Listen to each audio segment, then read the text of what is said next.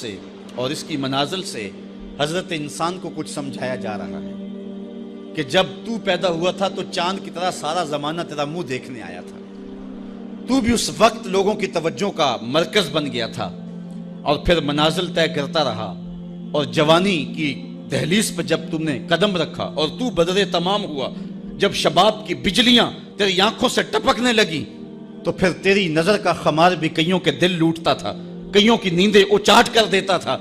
جس طرح چاند جب جوبن پہ ہو تو چکور کا دل لرزتا ہے، اور سمندر میں جوار بھاٹا پیدا ہو جاتا ہے، لہریں اٹھتی ہیں، طوفان پیدا ہوتے ہیں، تو جب بندہ بھی جوانی کی دہلیز پہ ہوتا ہے تو وہ بھی طوفان اٹھاتا ہے، دلوں میں جوار بھاٹے پیدا ہوتے ہیں۔ تو وہ لمحے بھی آئے کہ تو نے دلوں کی بستیاں اور دلوں کی دنیا پر ہلچل پیدا کر کے رکھ دی۔ تیرا شباب لوگوں کی زندگیوں کے اندر گھلتا رہا، اور کتنوں کی نیندیں اچاٹ ہوتی رہیں، تیری زلف کے شکن کتنوں کا قرار لوٹ کے لے گئے۔ لیکن پھر وہ لمحہ بھی آیا، حتی آدھا کل ارجون القدیم، پھر بوڑھا ہو گیا، پھر تجھے کوئی دیکھنے بھی نہیں آتا، کوئی تجھ سے اداس بھی نہیں ہوتا، بچے بھی کترا کے گزر جاتے ہیں۔ کہا انسان ذرا چاند کی منزلوں کو دیکھ، یہی چاند کتنا پیارا تھا، اور آج اسی چاند کو کوئی دیکھتا بھی نہیں ہے۔ بچہ جب پیدا ہوتا ہے تو اس کی مسکراہٹ دل کھینچتی ہے، اور جب بوڑھا مسکراتا ہے تو اس وقت جو ہے لوگوں کی توجہ نہیں ہوتی۔ بچے کی زبان جو ہے وہ اڑ اڑ کے جب بولتا ہے تو اس کی توتلی زبان کا حسن دلوں میں نکھار پیدا کرتا ہے۔ ماں بھی بلہاری جاتی ہے، باپ بھی صدقے جاتا ہے، بہنیں بھی جو ہے وہ قربان جاتی ہیں۔ تو بچے کا ٹوٹا لہجہ اور توتلی زبان خوشیوں کی ایک لہر ہوتی ہے، لیکن جب بڑھاپے میں فالج کی وجہ سے زبان میں لکنت آ جائے، اب توتلا پن پیدا ہو جائے، اب زبان اٹکنے لگے، تو بچے بھی مذاق اڑاتے ہیں۔ ایک لمحہ وہ تھا کہ زبان توتلی تھی تو حسن تھا، آج لمحہ وہ گیا کہ حتی آدھا کل ارجون القدیم، کھجور کی ٹہنی سے جب پھل توڑ لیا جائے، اب اس ٹہنی کو کون پوچھتا ہے؟ جب تک پھل آیا نہیں تھا وہ ٹہنی اچھی لگتی تھی، مالی سنبھال کے رکھتا تھا، جڑوں کو بھی پانی دیتا تھا، اور خیال کرتا تھا کہ کوئی ایسا نقصان نہ ہو کہ یہ پودا جو ہے وہ مرجھا جائے۔ پھر جوبن پہ آیا، اور جب کھجوریں لگیں تو اس نے پھر رسیاں بھی باندھی اور کھجوروں کو سنبھالنے کے لیے سب کچھ کیا۔ پھر جس دن اس نے اس ڈال سے پھل کاٹ لیا، اب وہ کھجور اجڑ گئی، اب اس کی وہ ٹہنی بے توقیر ہو گئی۔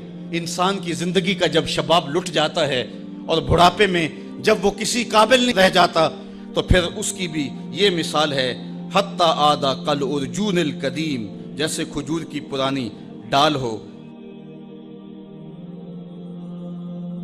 اپنی نظر اور شرمگاہ کی حفاظت کریں۔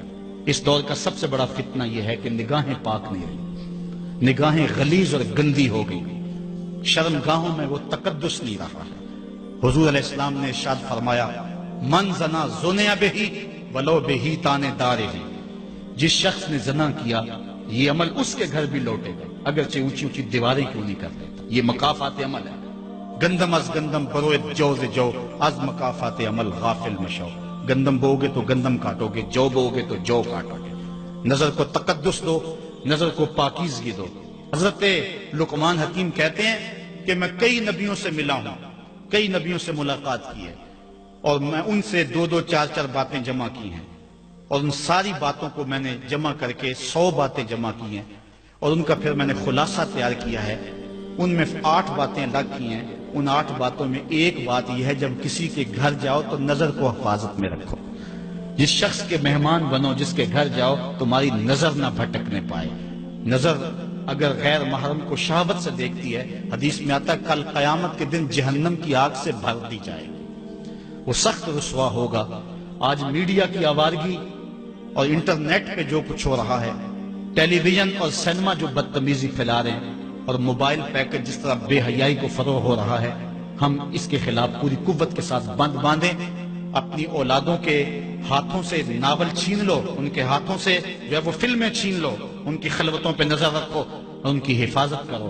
جس شخص کی نظر پاک نہیں ہے اس کے من میں طہارت نہیں آ سکتی ہے، دل پاک نہیں ہے اس کو جو ہے وہ باطن کا نور نصیب نہیں ہو سکتا۔ وائے قوم کشتائے تدبیر غیر، کارے او تخریب خود تعمیر غیر، از حیا بیگانہ پیرانے کہن، نوجوانا چوں زنا مشغول تن. کتنی حکمت والی بات کہی اقبال نے. وہ اپنے دور کا دکھڑا سناتا ہے جس دور سے ہم گزر رہے ہیں. اب تو عجیب حال ہو گئے. اقبال کہتا ہے یہ جو میرا دور ہے، جوان تو جوان رہے، بوڑھوں کی نظروں میں حیا نہیں رہا. آز حیا بیگانہ پیرانے کہن. بوڑھے لوگوں کی آنکھوں میں بھی اقبال کہتا ہے حیا نہیں رہا. نوجوانہ چوں زنا مشغول تن. اور نوجوان عورتوں کی طرح اپنے تن کے ساتھ لگے ہوئے ہیں، اپنے تن کو سنوارنے میں ہر وقت کنگھی پٹی میں لگے ہوئے ہیں. یہ مردوں کا کام نہیں ہوتا، یہ دلیروں اور بہادروں کا کام نہیں ہوتا، یہ عورتوں کے وظیفے ہیں.